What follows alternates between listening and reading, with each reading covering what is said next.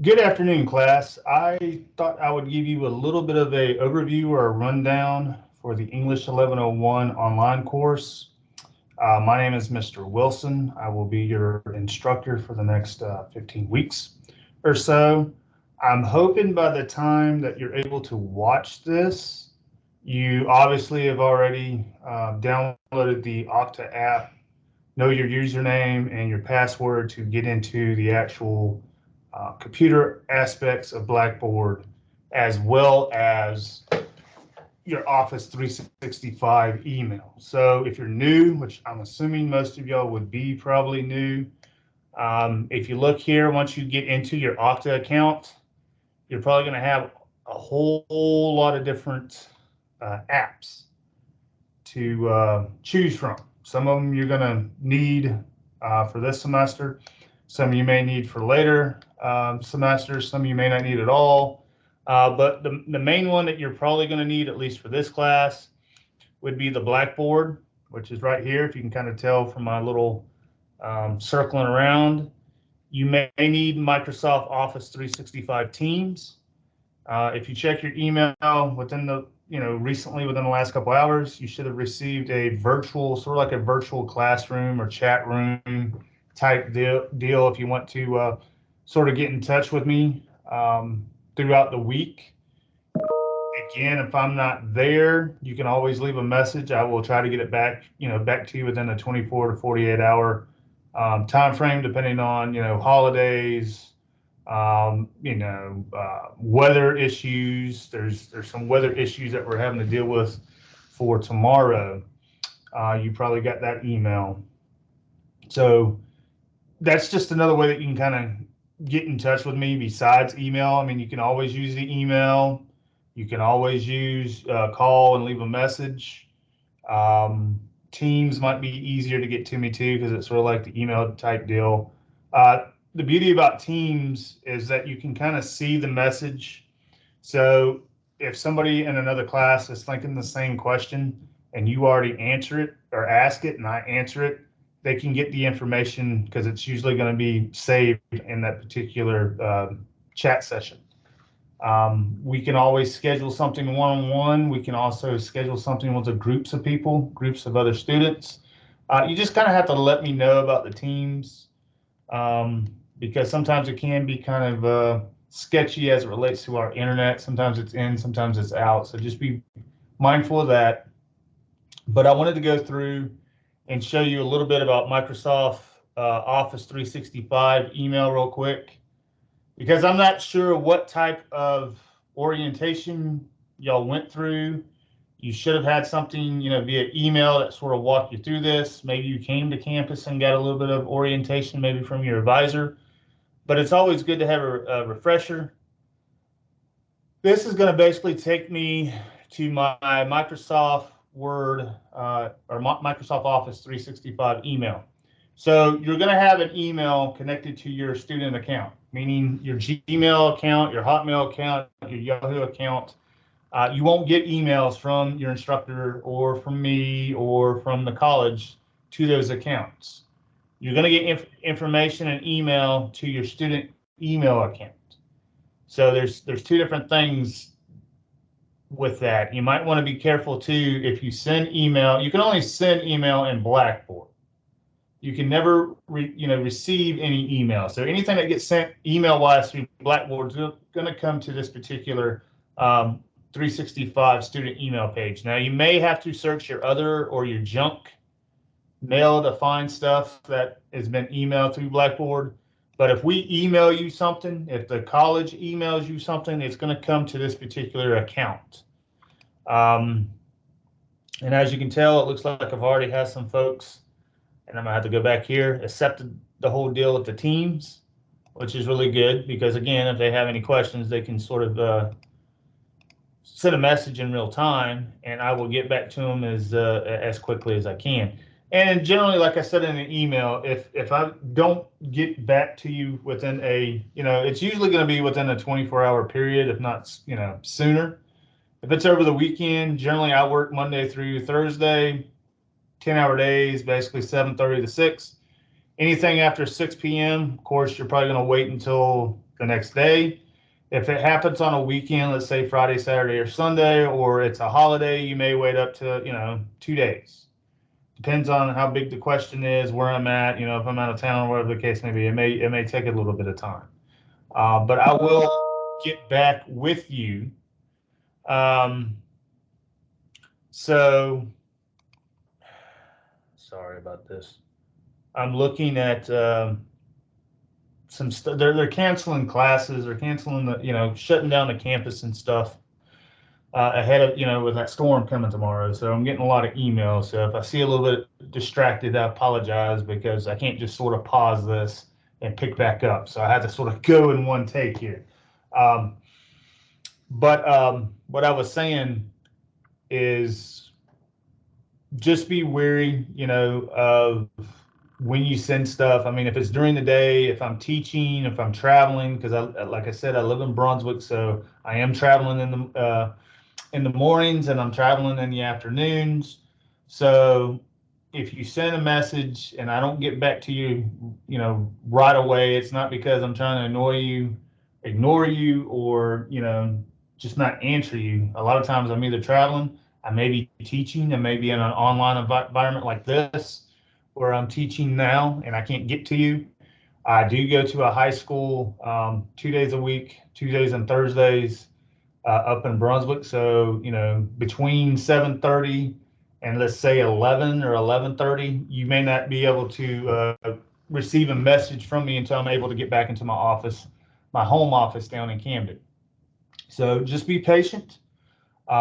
If you send something to me, and if I can answer it within, a couple minutes, 10, 15 minutes, I'll go ahead and give you an answer and send it back. If it's something I have to sort of look up or it takes a little bit of time, generally you should get something back before I leave by 6 o'clock, unless, again, you send it sort of closer to 6 or after 6, or there's a holiday, or like tomorrow being a school cancellation because of weather. If, power gets knocked out on my end, and you might be living where you're not having bad weather, then it may be a day or so until I'm able to get back to you, until I can get either one, power on at my home, or two, get back to the office. The other thing is that it's really good about Microsoft Office 365 here is, if you go down, you see this, it says more apps, little square. You have access to OneNote, you have access to Excel, PowerPoint, which you may use in other classes. You may need to use the PowerPoint at some point in this class, but what you're going to be using the most as it relates to typing your essays and some of your other assignments throughout each week would be the Microsoft Word. So if you click on the actual Word app, you're going to have access to Microsoft Word that is free. You just have to, create a blank document and go on about typing your essay. I will probably show you another video at some point. I do give you some information. I'm not sure if it's in the week 1, but definitely I'm pretty sure it's in week 2, about the MLA 9 format. That's the format that you're going to use to type up all essays in this particular course.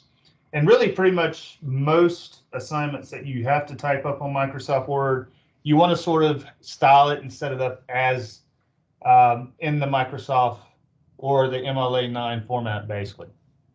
And again, there's some templates that you can find easily. If you hit here, more templates, you can find some templates here. Here's one right here, an MLA 9 9th edition paper. That's the one that you'd want to use. We're not using APA. That's for a different type of course. Usually English courses deal with MLA, so this would be the one that you'd want to click on. And then just read through that, because it's probably going to give you some information about what MLA 9 is. And again, as we get closer to writing that first rough draft, you would delete a good bit of this stuff and keep only the, the pertinent stuff that you would need for your particular paper, so you can go ahead and start typing that particular essay. But again, as we get closer to that, I will show you a little bit more. And of course, you can kind of read what's on that particular handout as it relates to the MLA 9 stuff. All right, so going back, I'm going to get out of here, and I'm going to go to your actual courses. So when you go back to Okta, we're looking at the Blackboard page. I'm clicking on Blackboard. And Blackboard has updated, maybe since, if this is your first time taking a particular online course, then it's not really going to have much of a, the update's not going to be much notice to you. But if you have taken a course through us last semester, you're going to see that Blackboard is really different. Everything is still there. You still have to sort of search for it, though. In this case, if you look over here on the left-hand side, I'm going to go to courses. On your end, it's going to have all the courses that you're currently enrolled in taking for the spring. On my end, it's going to show all the courses that I'm teaching. So, of course, I'm going to have 5 English classes. You should only have 1. So we're going to find that particular English class, and I'm going to pull that up. Everything here is on the left-hand side. If you notice the home page, this is pretty much where you're going to start. Anything that's new assignment-wise, or course information, or assignments, or announcements will be here. Where it says needs attention, that's mainly for me. After you submit something, that's basically going to say, hey, X, Y, and Z student needs this assignment graded. So it's just going to make me aware that you have stuff in there that needs to be graded. The alerts, they will start to become more of a sort of an important deal after the first assignment, because each time we have something due, if you miss a deadline or a due date, it's going to alert. It's going to alert you. Usually Blackboard about every week at some point. It's kind of random. Sometimes they do it on Saturday or Sunday. Sometimes they do it Tuesday or Wednesday the following week. But if your grade is down, if it's below a 69, you're going to get an alert each week that it's below 69. If you're missing work, you're going to get an alert each time. The deal with this class is, because it is online and it's 15 weeks, just as the syllabus shows, we don't have time for makeup work or late work.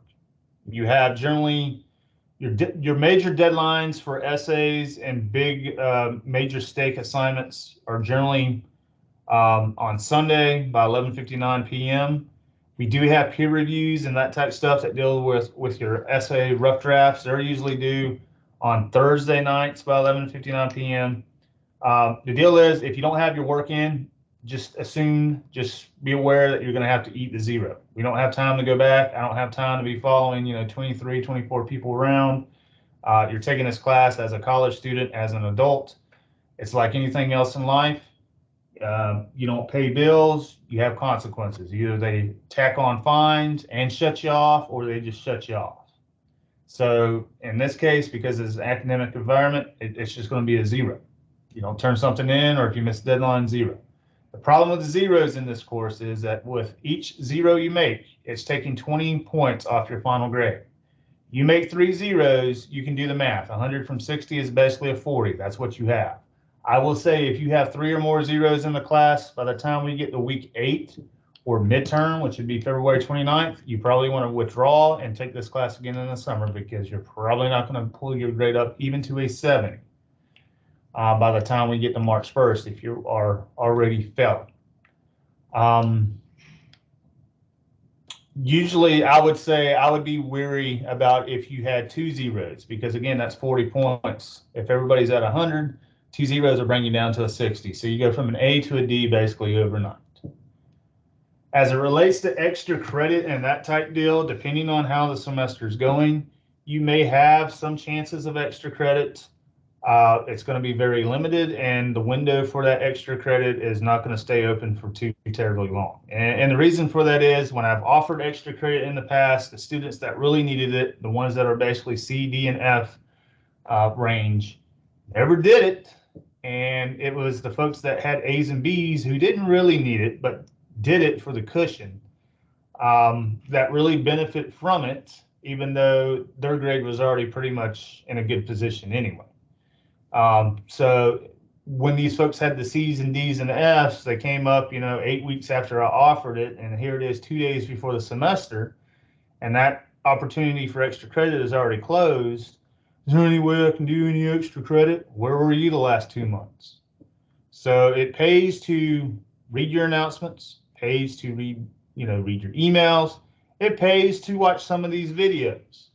Now, the videos I won't necessarily have every week. I will try to have as many as I can. Some will be longer than others. If that's a problem for you, I would say break it up. Watch a little bit, pause it, come back and watch some more, because there's just a lot of stuff that we have to cover. Had you taken this as an in-person class or even a hybrid, it wouldn't be as lengthy on the videos. But since you're strictly online, I know some folks are not very familiar with the online environment, so that's why sometimes these videos can go out a little longer than they need to. Had you been in a in-person class, it would be a little bit different. But I'm glad that you are here and that you are taking English 1101, and I hope your experience with this particular course goes as smoothly as possible. Again, reach out before problems really start to take off. I can be of help before I grade something or before something is due, rather than after I put a grade on it, or if you wait 4 weeks after. I mean, if you already know you're having issues 1 week or 2 weeks in, you need to get, either see me in person, talk to some kind of tutor. We're going to talk about tutor.com, which is your online tutoring. You can probably see it over here in your on your sidebar here. If you click that and follow the instructions, you can upload your essays. You can get help with math. Basically, if we offer a class here, there should be a tutor there. Now, as it relates to the essays, it may take them up to a day to get them back, depending on how busy they are, because they cater to other colleges. You can turn something in and get it back within 4 or 5 hours as well. I would say, as it relates to the drafts, I would send them rough drafts first, then correct whatever they want you to correct, and then send me drafts via email as a Microsoft Word attachment. And we can talk a little bit more about that as well if you are unfamiliar about how to attach documents to emails. I'm hoping by now most know how to do that because you did it at some point, whether at another college or in high school. But if you're sort of still in the old school traditional way of doing things, just sort of reach out, let me know. I mean, if everybody knows how to do it, I'm not going to really waste a lot of time making a video showing everybody how to do it. Respondus lockdown browser, we will talk a little bit more about that. That's going to be more of an issue as it gets closer to midterm. There's some information in your syllabus about Respondus. Again, if you had an online course, say last semester, then you already know what Respondus is, but you don't necessarily have to worry about that right now. Course textbook, you got really two of them. One is more of a handbook. The top one, where it says Successful College Composition, 3rd edition, that's the actual course textbook that we're going to be using. If you see page numbers in your syllabus or on the weekly online folders, they refer to the page numbers that are in this particular textbook. And like you see here, depending on where you're at, because the document's a little bit larger, it may take a few minutes to open up, but once it opens up, you will see the textbook. The textbook is nearly 300 pages. Are we going to read all 300 pages or use all 300 pages? Probably not. We will use a good bit of it, though. The good thing about this, because the textbook is free, anywhere that you can access your Blackboard course page and has internet, you can access this textbook. So if you have to go out of state, let's say something's going on and you need to go to Idaho or California or Hawaii even, as long as you have internet and you can access Blackboard, you can get to this textbook. What you want to be mindful of are the page numbers. So even though this is a PDF document, you're going to see that the actual textbook has page numbers in the top part of the textbook. Those are the ones that you want to go by as it relates to the numbers you see in your syllabus on the online weekly folders. Don't go by the ones up top here, because if you look, this is page 3 in the book, but if you look up here, it's saying page 8. So that's going to confuse the heck out of you, and you're probably going to be reading the wrong stuff. Some of these are going to have exercises connected to them. Don't worry about doing those exercises unless you just want to do it for extra practice. Unless I tell you otherwise, I'm not going to collect these exercises because, I mean, you look here, there's nearly 275 pages. And if there's an exercise on every other page and there's 23 people just in this class and I got 5 other classes, and I'm not going to have time to do all the, grade all these exercises is basically what I'm going to get to. You can look at them, you can practice them. If it's been a while since you had an English class, by all means, do as many as you feel like you might need. The downside of this textbook, even though it is free and it's online, there's no answer key. So if you want to check your answers, you're going to have to email me, the question number, the page number, that type stuff, the exercise number, and I will try to get back to you and respond and say, hey, yes, you're doing it right. No, you're not doing it right. Maybe try this. Where the exercises would be probably really beneficial would be with the grammar section, because I know some folks that are, they're really, really good with grammar, or their grammar really sucks. So when it comes to essay writing, you don't want to have that crappy grammar that you might have had in middle school, high school. Because, I mean, if you didn't do really well in essays in high school, chances are you probably won't do really well with essays in college unless you sort of change your mentality. So whatever you were doing to get those crappy grades on essays in high school, middle school, elementary school even, you want to change that mentality so you can start getting passing grades. Because nobody wants to have to retake this class in the summer or the fall or next spring, because this is one of these courses that we offer it yearly.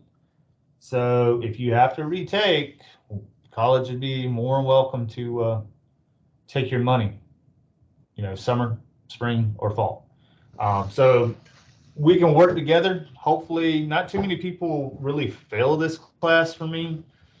If they failed, then they sort of deserve to fail, because it's, if you don't turn stuff in, again, going back to the zeros, you're going to lose 20 points each time. If you don't reach out, you don't email, you don't phone call, you don't come to Teams meetings, you don't come to class meetings, you don't come to tutoring sessions. I mean, if you're not reaching out and asking for help using tutor.com, then there's not, much I can do if you're not doing your part. Or if the work that you're turning in is just really poorly constructed, you're not, trying to make an effort to improve it. That's generally the folks that don't do too well. Or if you plagiarize or cheat on something. We're going to talk a little bit more about that as it gets closer. You don't want to cheat on something. You don't want to plagiarize your research paper, because the first offense is a 0. The second offense is you basically fail the course no matter what your grade is.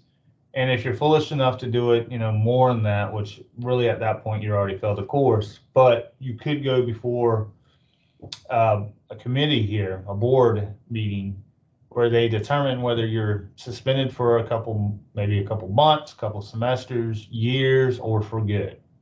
So when you get kicked out of a technical college for plagiarizing and cheating, that's pretty bad, because it stays on that transcript.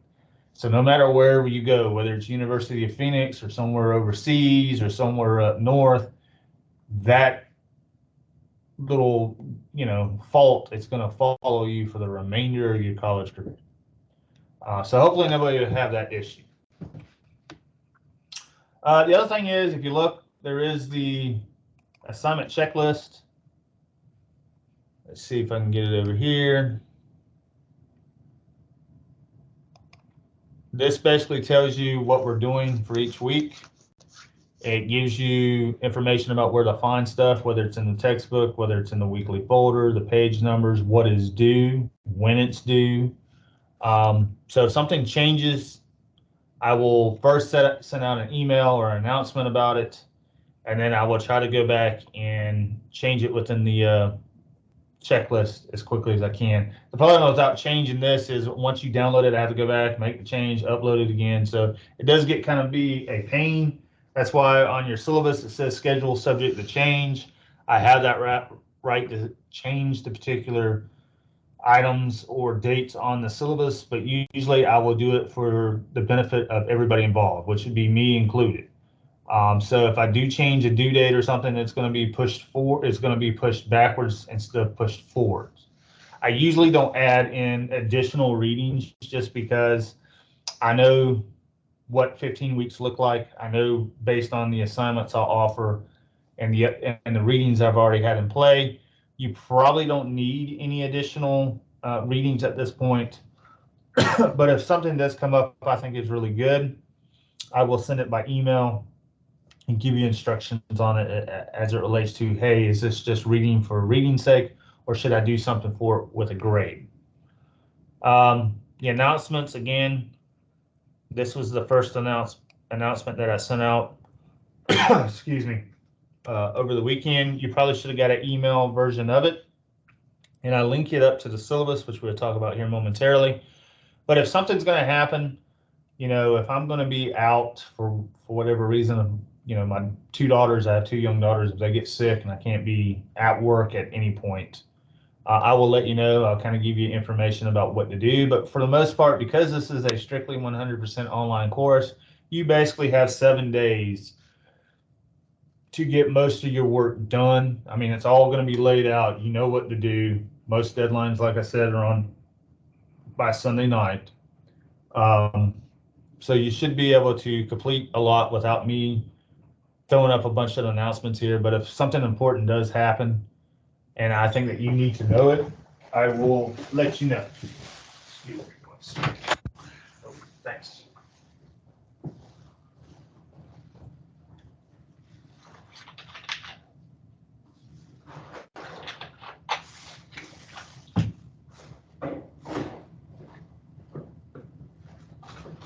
Yeah, that's good. I found out the academy doesn't have to go tomorrow too. Oh, so you're all completely. Yeah, Oh, I'm sleeping. it will be. I'm good. Oh, my daughters agree. I am going to watch some Monday Night Football, eat a good supper, have a few hot items before I go to bed, sleep in late. There you go. Wait, you need that one. Anyway, Thank you. you have a good day. You too now. Be safe.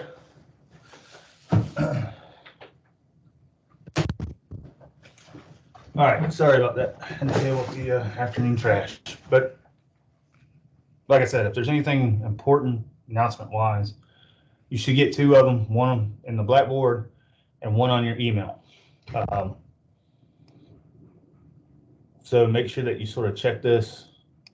Usually I will use the announcements more or less to remind folks of deadlines. Syllabus, this is the syllabus. You click it, download it. It should be a Microsoft Word document. Pull this up here. See if I can blow some of this up without taking too much of the room.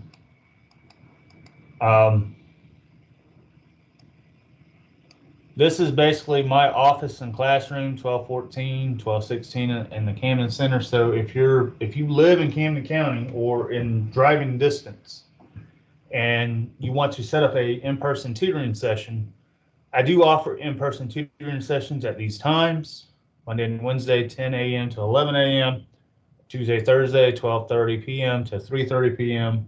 I do have office hours, Monday and Wednesday, 11 a.m. to noon, and then Tuesday, Thursday, 11:30 p.m. to 2:30 p.m. So if you want to do some office hours, if you want to do some in-person tutoring, you live close to Camden, to the campus, by all means, just email me and let me know that you're coming, so I know that we can either meet in the library or we can meet in one of the classrooms. My office is relatively small, so I wouldn't necessarily recommend trying to do any kind of work-related stuff here, just because I don't have a board really, and there's nothing really that we can do too much within a small amount of room. So we can go to the classroom or we can go to the library. That would be great. This is my office phone number. Again, if you call and nobody answers, either I'm out of the office teaching, either I'm busy with something to deal with online, I'm either traveling to or from Glen to Camden, or going back and forth from the high school, or it's Friday, Saturday, and Sunday. I mean, if you call Friday, Saturday, and Sunday, my office number, obviously it's going to ring about 3 or 4 times and you're going to get the voicemail, because I won't be back until Monday. Once 6 o'clock hits Thursday, I'm not back in the office until after 7:30 on Monday. So at that point, If it's something really, really urgent, I would go ahead and email me. I would probably email me to begin with as it is, just because I'm going to be at a computer or be able to check my email within a 10-hour period a couple times Monday through Thursday. So I'll probably get the email a lot faster than I would your phone call.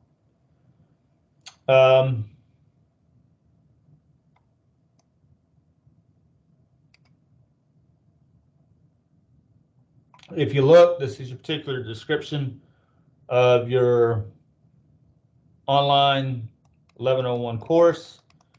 Basically, what the premise of this course is to get you writing at an academic and scholarly level, and as a better writer come May 1st, because that's basically when our semester ends, is May 1st, May 2nd.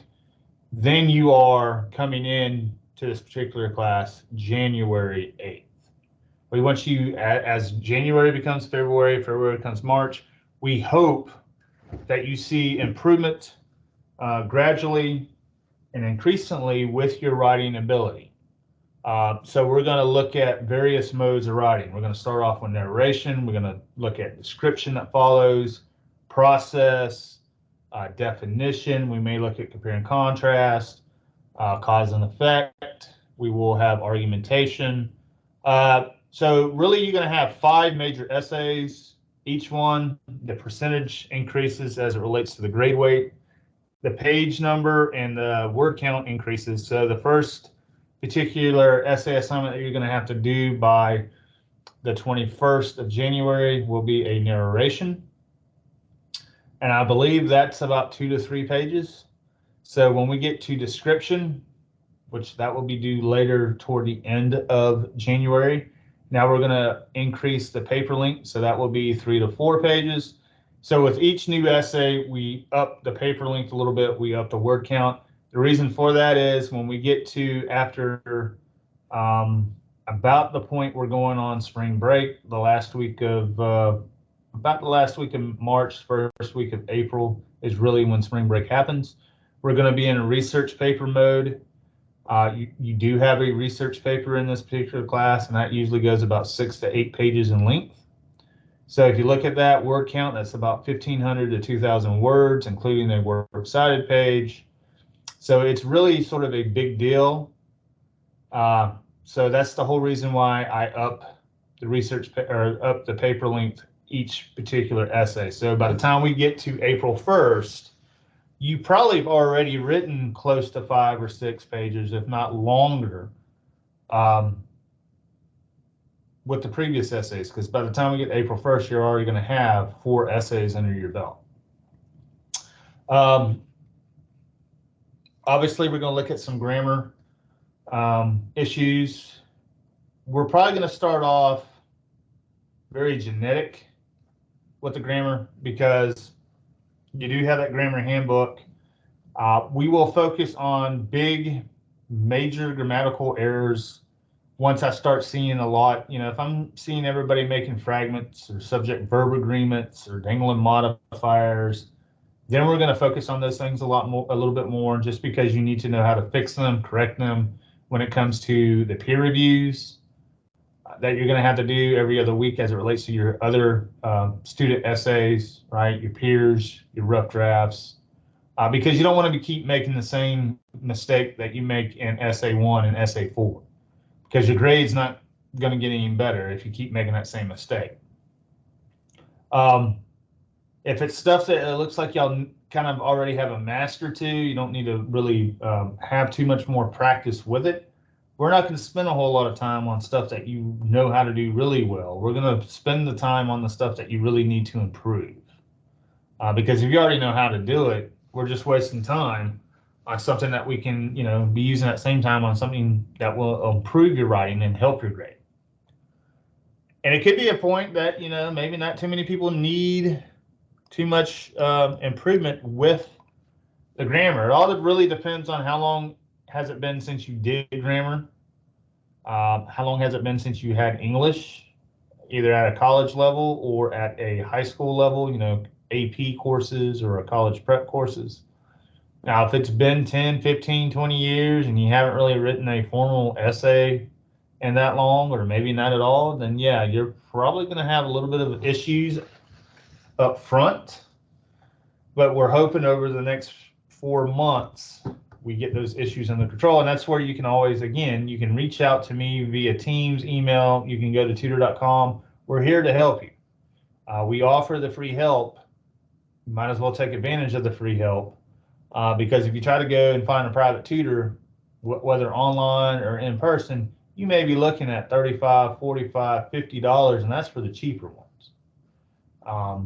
Somebody with a master's degree or higher may charge you $125 an hour, depending on where they're going or where they're at.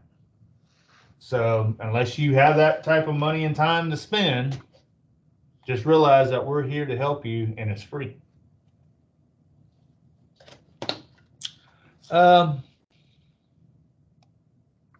This is some of the competencies and outcomes. I'm not going to try to insult your intelligence. I know y'all know how to read. Otherwise, you probably wouldn't be in this particular course. So when you download this, you have this particular document that you can go back and review between now and the 1st of May. So I'm going to sort of let you do the reading. I'm just sort of hitting the high notes. Computer policy, if you click here, it's going to take you to a particular page, a couple pages about computer policy. Really what I tell people about the computer policy is this. When you're using the college's Wi-Fi, if you're at the college, if you're in a classroom, if you're connected to their Wi-Fi through your phone or a laptop or whatever the case may be, outside in your car, don't pull up stuff that will, one, get you fired from your job, or two, make your grandmother and your father and your, pretty much anybody in your family have a heart attack. Whatever you do on your side, on your own device, when you're not connected to the college, that's your business. We don't care about that. But once you hook up and log into our particular network, if you're pulling up stuff that's really not appropriate, and that could be anywhere from, porno videos to gambling stuff to bank account, they really don't want you to do any shopping or banking. I know that's, some people have a hard time not doing that, right? Going to Amazon or going to Walmart. They really don't want you to do that. And the reason for that is, especially if you have in-person classes, if you leave your computer open, and let's say you had to go to the trash can, or if you got to go to the bathroom, you're not really thinking about your neighbor on the left or the right or behind you using their cell phone, because they all have cameras now, and taking a picture of your information. And we're talking about the information, say, it could be your social security number. It could be your student ID number. It could be your check account or bank, debit card information. Somebody with the right ability to take those numbers and run with it could, sell your information to somebody else, and they can make, fake cards with your name on it. It's happened before, not just at this college, but other colleges. So just be wary, and there's fines to some of this stuff. So that's why I say you probably would do yourself a favor to look at some of this computer policy stuff, because either you're going to get hit with hefty fines, $1,000 or more if caught, or you can have jail time, which that's not any better either. So just be mindful of what you do and how you use our network. Course materials. What do you need for this particular course? Well, you already have, and this is another link to your e-text. You don't necessarily need a textbook that you need to buy because it's all online.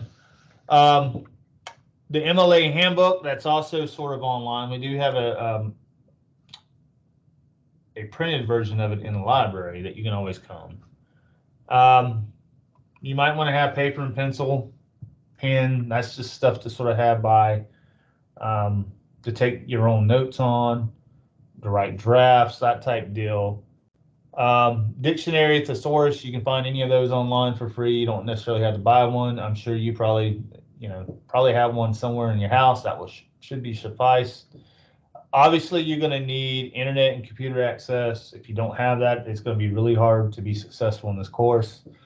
You want to have the latest version of Microsoft Word. Again, if you can't have that on a particular laptop or desktop, then I would use the free version that we offer through Office 365, which I just showed y'all not too long ago. I would say get some folders maybe in case you're printing out these weekly folders that have some of your assignments and materials that we're going to be looking at from week 1 to week 2, which I'm going to show you here momentarily. At some point, they will disappear.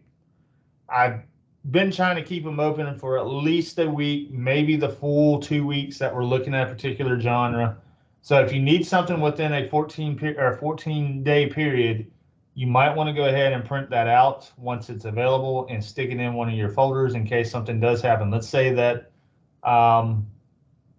the lights go out, or you have some power issues, or maybe somebody didn't pay the power bill and you're having to wait a couple days. At least if you had those printouts, you could still work once the sunlight comes back on, or you can start, doing the old school homework by candlelight deal. I'm sure some of us have done that at some point in life.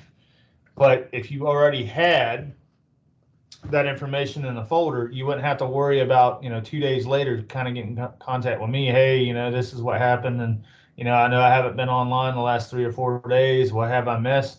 Well, if you got everything printed out, you know what to do. You won't be missing anything. I would keep maybe a flash drive or a thumb drive so you can save your essays. I wouldn't necessarily always recommend or rely on OneDrive.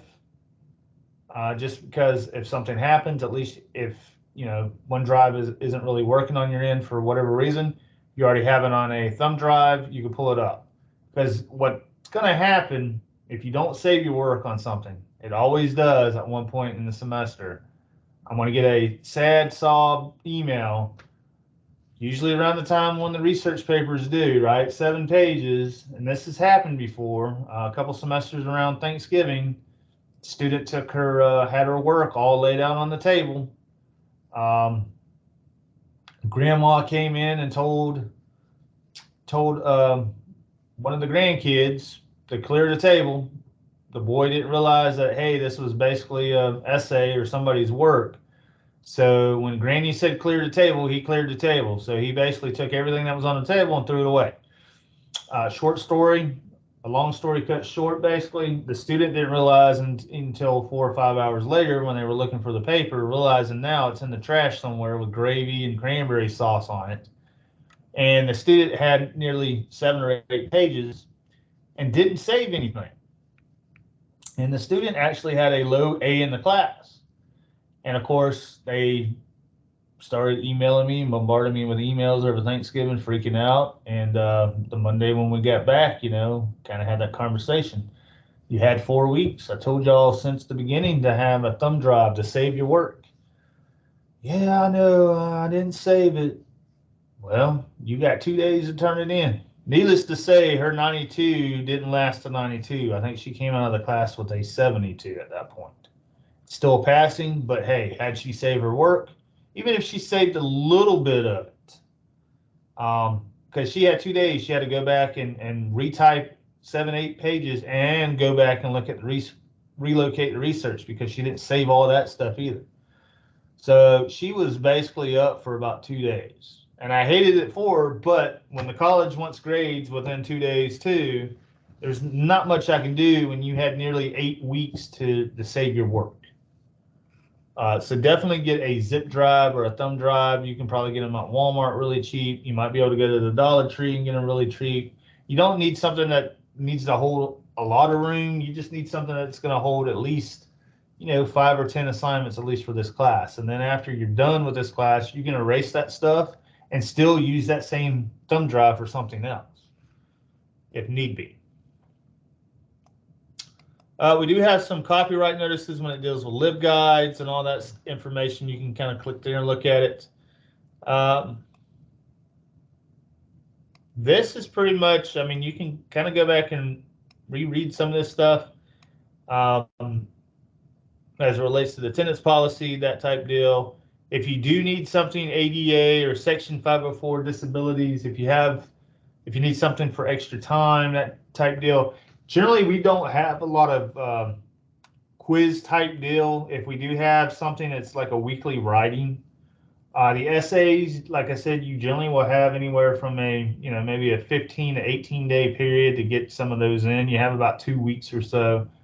So it's not something that you will, have to basically turn in. I give you a topic today and you got to turn it in the next day. You do have a little bit of time. There will be a respondus, and we talked a little bit about that during the midterm. So you will have a timed essay that you would have to basically write a essay within a 60-minute period. So that might be the only thing that you would need extended time if you have the information needed, meaning you have documentation from your doctor, and you have all that stuff that you can send to Miss Lorna here. Her information is here. We have the email, we have her phone number. She has to have that information so she can send it to me. Just because you had it, say, in high school, and you email me and said, hey, I used to get 30 extra minutes in high school. Okay, well, that's great, but I don't see any legal documentation showing me that.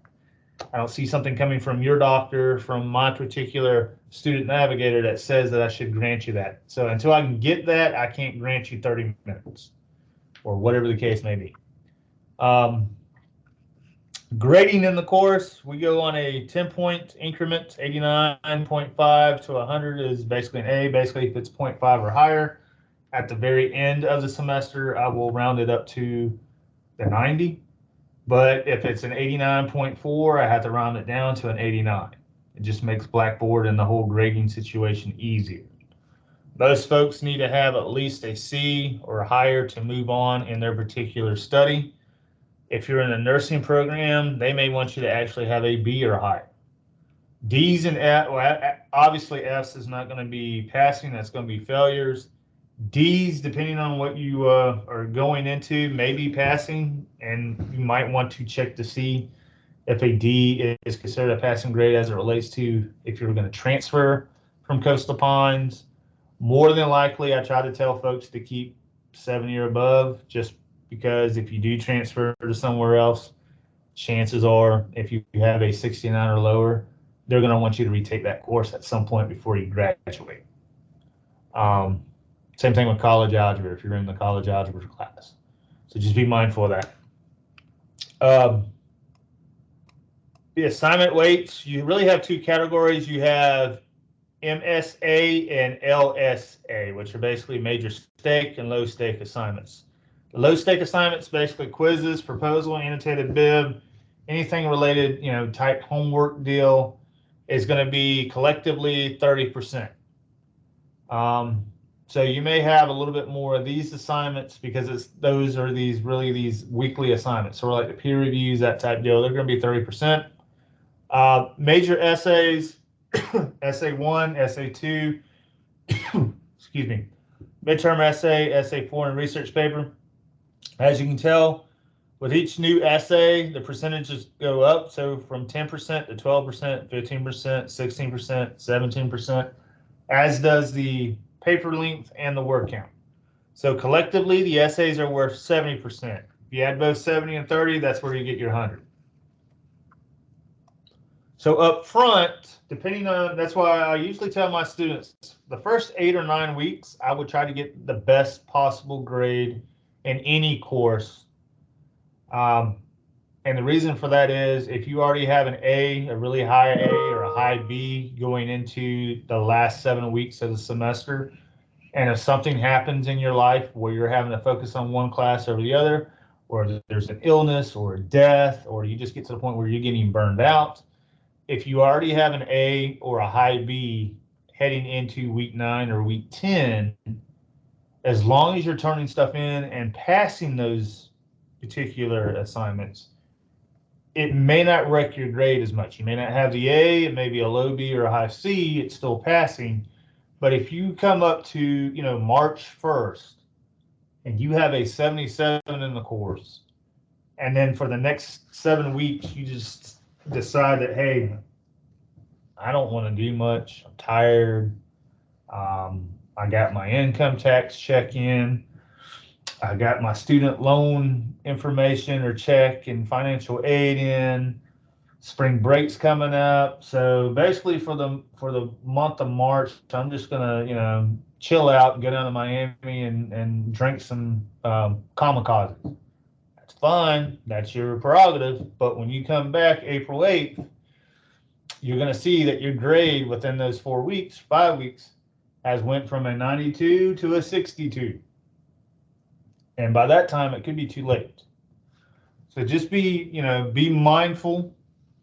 Um, Again, I would try to strive for the high grade early on, um, because early on, since we're only going to have maybe 1 or 2 assignments each sort of week, if you get a 0 up front early on, it's going to really make your grade look like it's sort of in the negative numbers. Even though we don't have negative numbers, that's how it's going to feel. Because if you look, the first essay is 10%.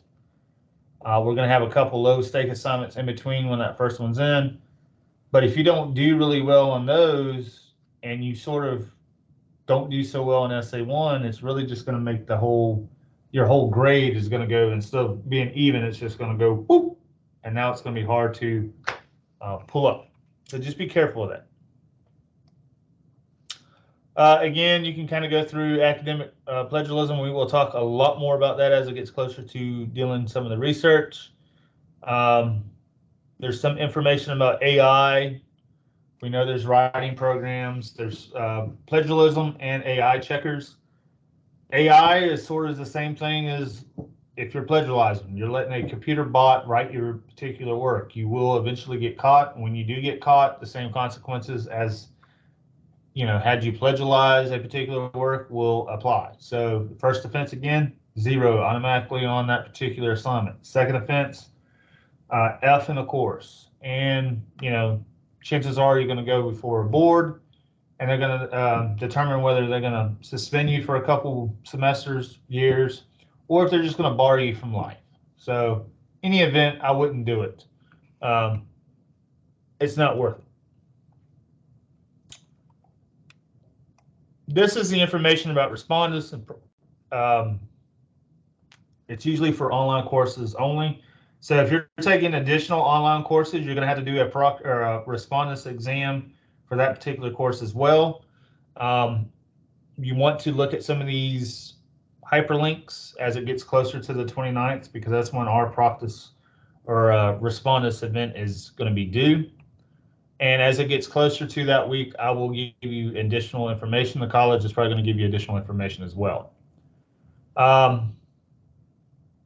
If you have any information about Title IX, that type deal, we got some of these numbers here.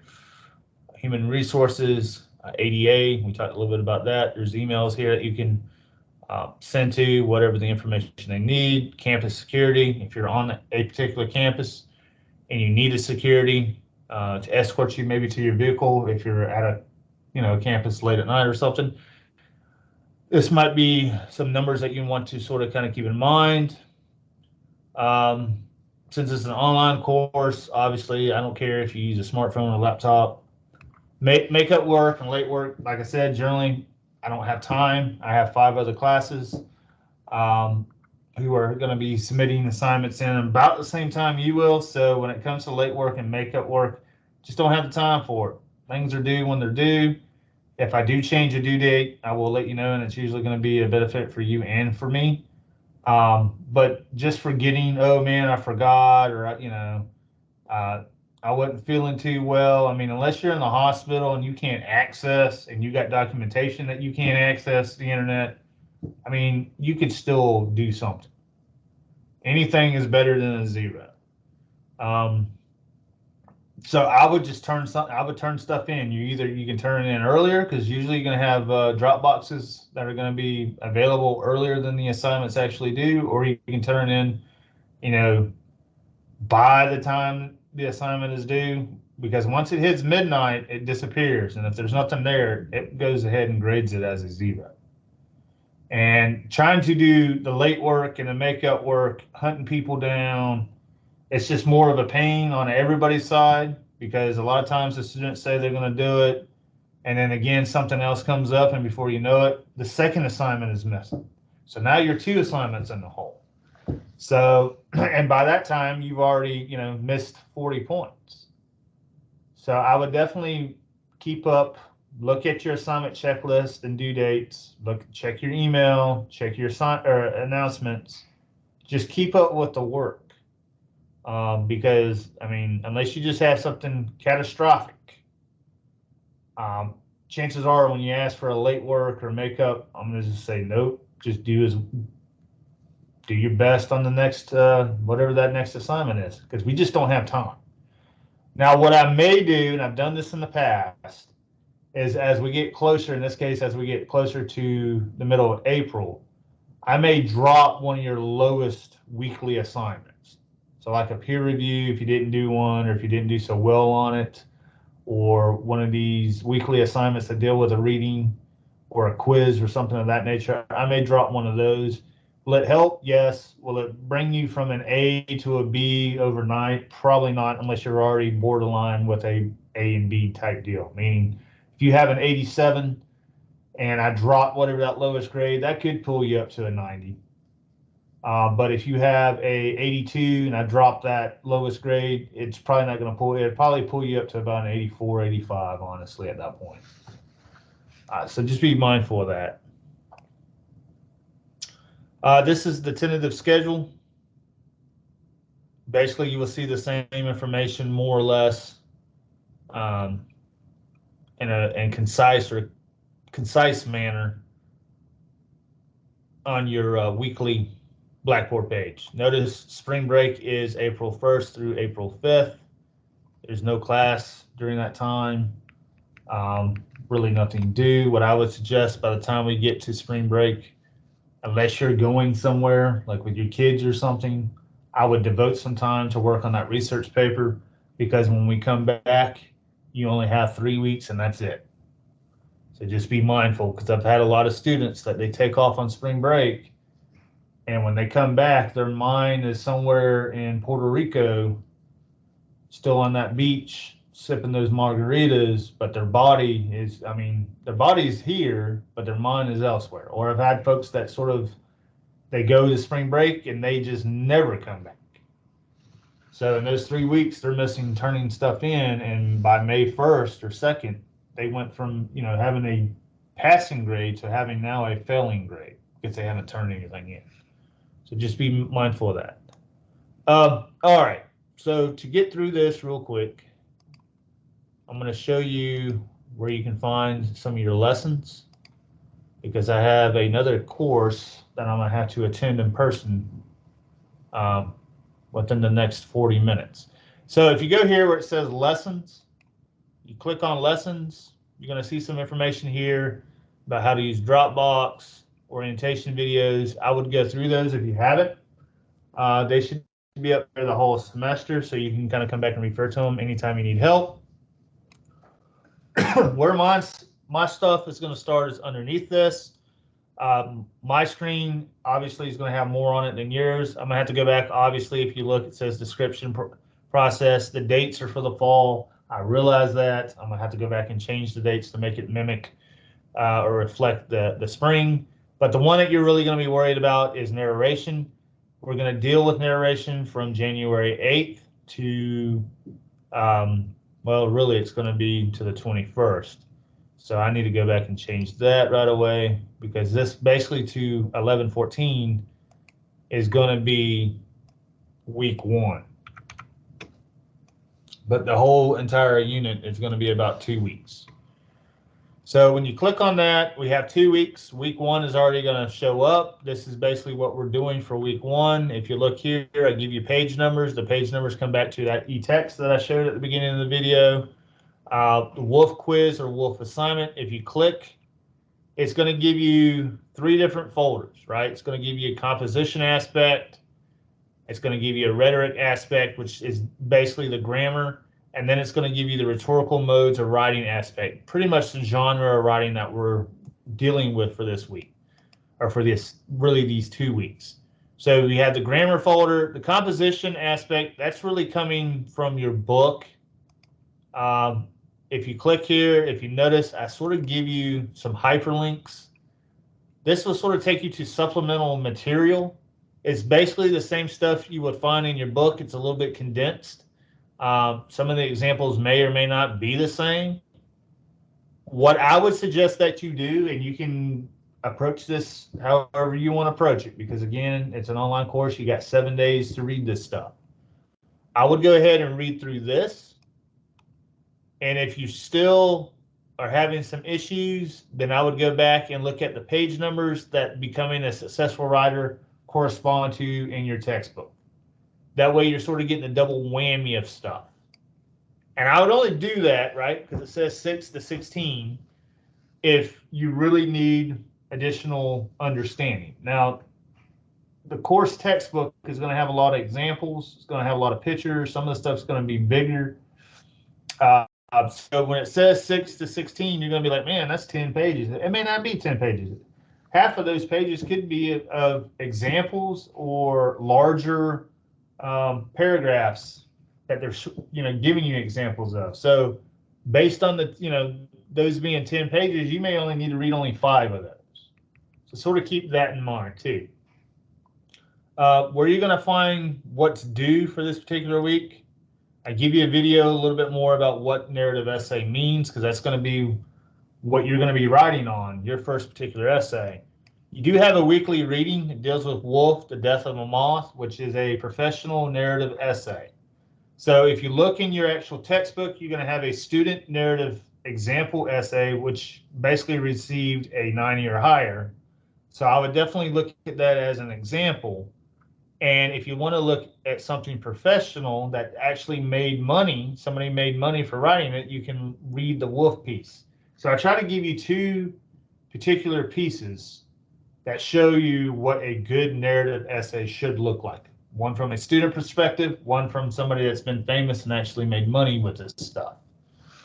If you can look down here, there is a little information, a bio about Virginia Woolf. Some of you might have read her at some point. You can click on the bio to see a little bit more about what she is really thinking, how she was brought up, that type deal. Maybe what kind of influenced her to write The Death of the Moth.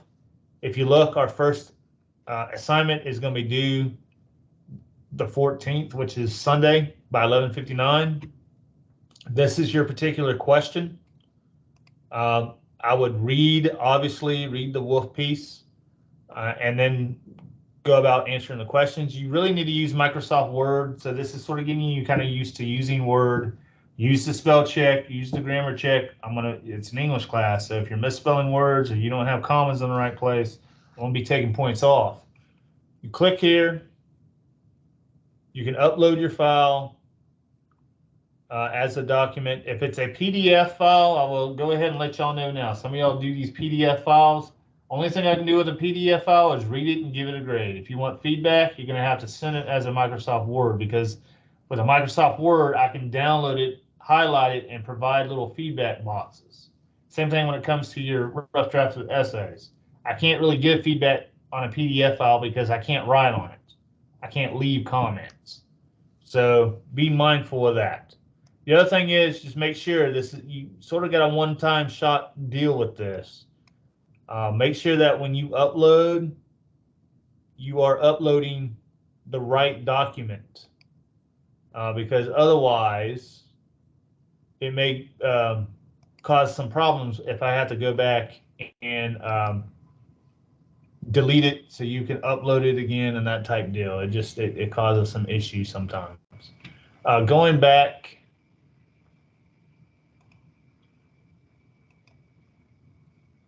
you're going to see the Essay 1 instructions and topics. You go ahead and kind of click on that, look at some of those topics, see which one you want to do. We will talk a little bit more in detail as it gets later in this week, more or less next week, about Essay 1, but you can go ahead and start drafting Essay 1 and start sending me and tutor.com some drafts if you want. You will have a peer review that's going to be due by 11:59 next Thursday, which would be the 18th. So kind of keep that in mind. I give you some information about what the peer review, what you need to do as it gets later this week into next, because that would be the next week's um, assignment 2, basically. So just make sure that